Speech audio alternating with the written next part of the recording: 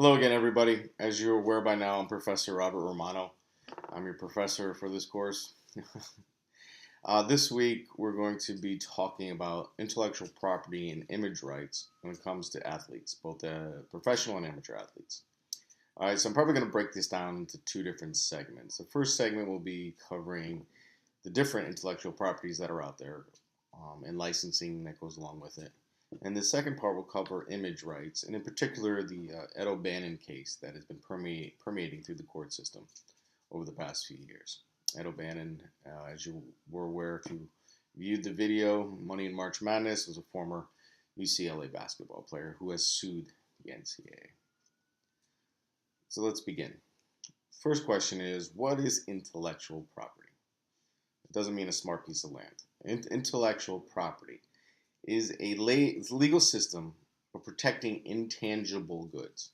All right, intangible goods that have an economic importance. All right, it's the legal system put into place by our government through case law, through statutes and whatnot, and treaties to a certain extent, to protect intangible goods. All right, not tangible goods, intangible goods that have a significant economic importance. Okay. Under intellectual property laws, owners of the intellectual property have exclusive legal rights to use their works, their assets, in a way that they feel that they want to use them.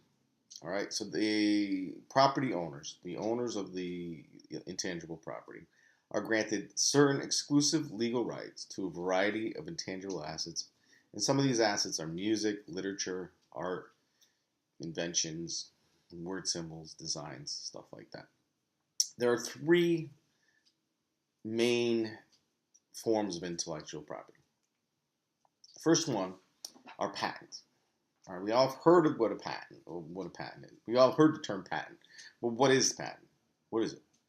You know, sometimes I get you can patent an idea. No, you cannot patent an idea, but you can patent the design of an idea.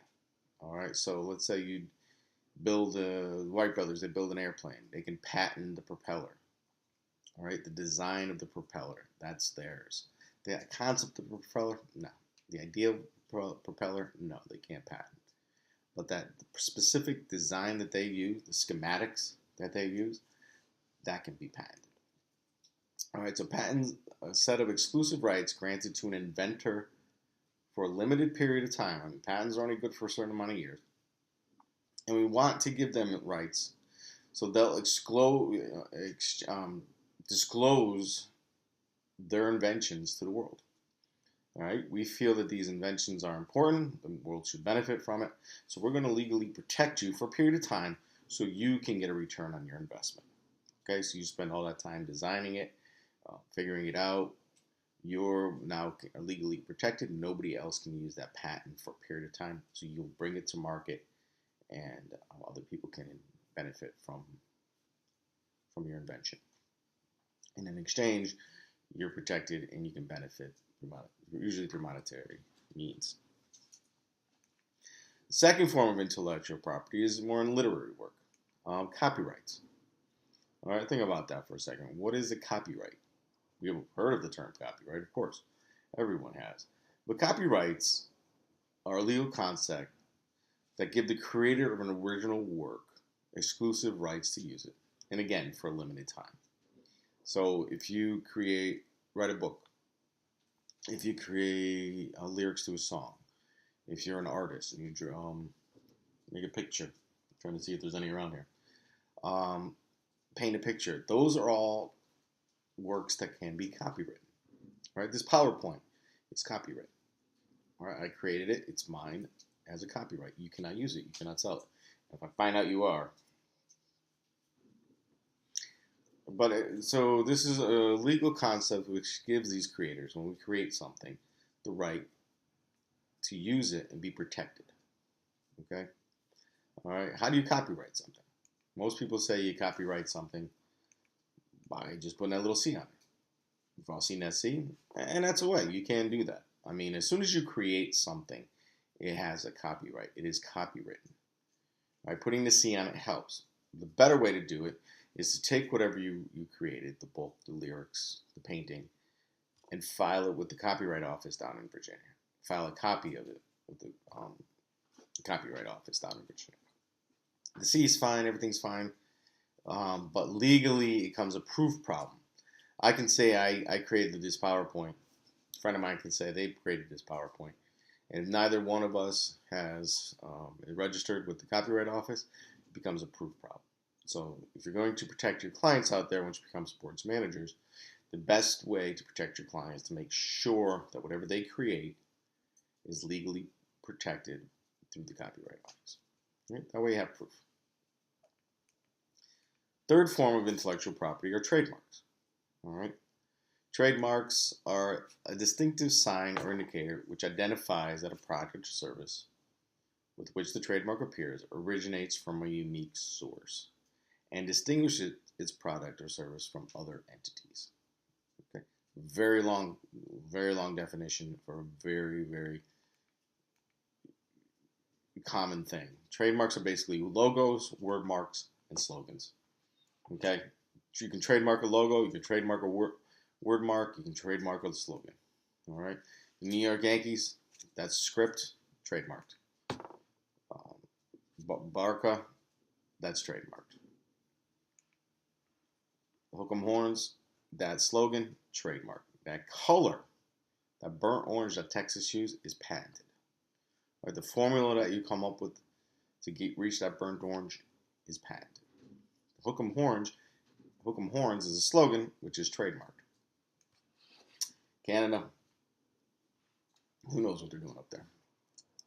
All right, so your three forms of intellectual property, three main forms, most common forms of intellectual property are patents, copyrights, and the third are trademarks. Okay, now when you get out there and start representing and start working in the world of sports, you have to think of what can be trademarked. Can a player's name be trademarked? Interesting. Usually no. Only big time Michael Jordan type of people names can be trademarked. Robert Romano cannot trademark that. Derek Jeter, maybe, but Michael Jordan is a global figure. That can be trademarked. Air Jordan, probably. Images, yes, definitely. Also, when you get out there, I want you to think about this. Each different variation of your logo, the A, the red A, the white A, the other red A, I guess. The different ways the Angels is the curve, the straight, the different coloring, the different numbers. Each variation of this logo needs to be trademarked in order to protect it. So each variation. So if you're working for the Angels, you need to make sure that each variation is properly trademarked. All right? And also what you're going to use these logos on. So if you're going to use this A on shirts, it needs to be trademarked for shirts. If you're going to use it on sweats, you need to do trademark for sweats. Hats, bobbleheads, bats, everything else, everything you're going to trademark it. Everything you're going to use that logo on needs to be trademarked.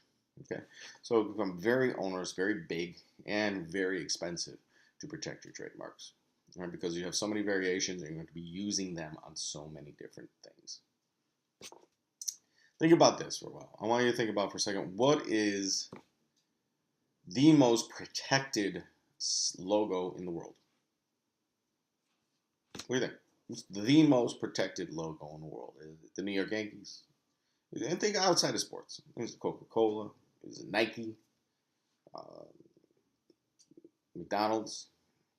Think about what is the most protected logo in the world.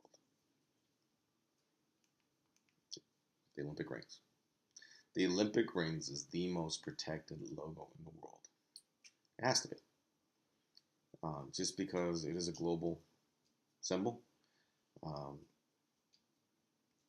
You can't dilute it over the different countries, so it has to be protected by all times. Then ask the question, who is responsible for protecting it? Interesting. Is it the Olympic Committee, the IOC, Are they responsible for protecting it? Is it the United States? Is it England? Is it China? It's the country that has the rights to the Olympic Games. So when London had the rights to the Olympic Games, they become the caretaker of the Olympic rings. They must protect it. When they transferred the games to Rio, when the flame was taken down and sent over to Rio, they become the caretaker of the Olympic rings. They need to do everything legally to protect that logo. Okay. Now, moving forward from your intellectual property, your patents, your trademarks, your copyrights, you as an owner of those have a right to license the use of it. All right. So licensing is the process of leasing the rights to your legally protected work to another entity. Okay. You have it. You own it.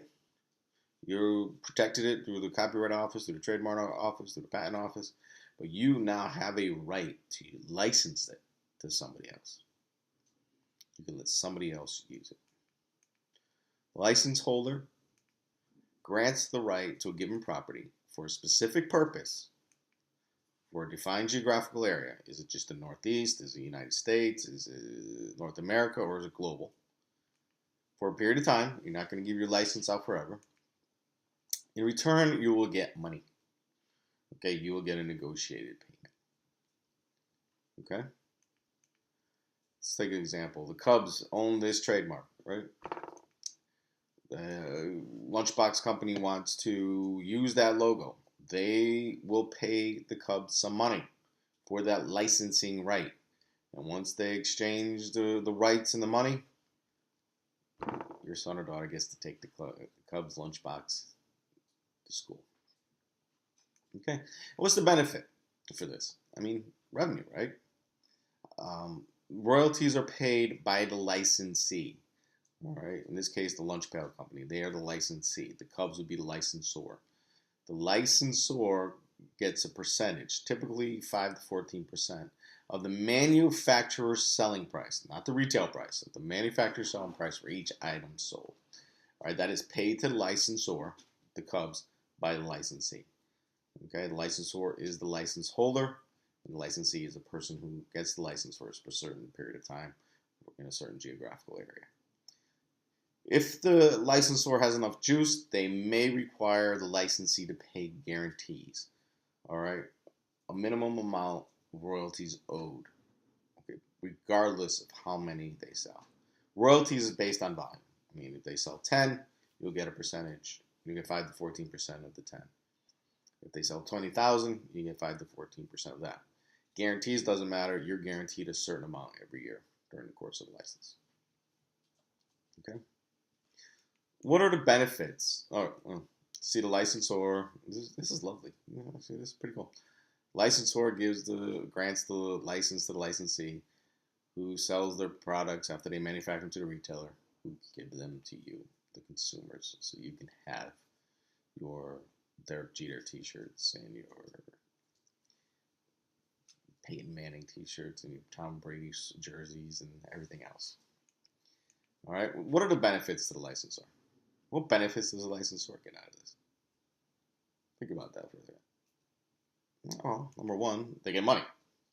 Right? They got this license, might as well make some money from it. They get licenses through fee generation, through royalties and guarantees.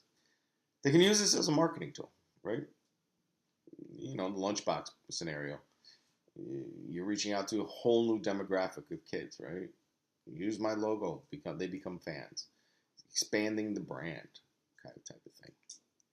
You also want to enhance your brand image. I mean, if you license your logos, trademarks, and copyrights to the right industry or the right manufacturer, they can enhance your brand image and reach into new markets.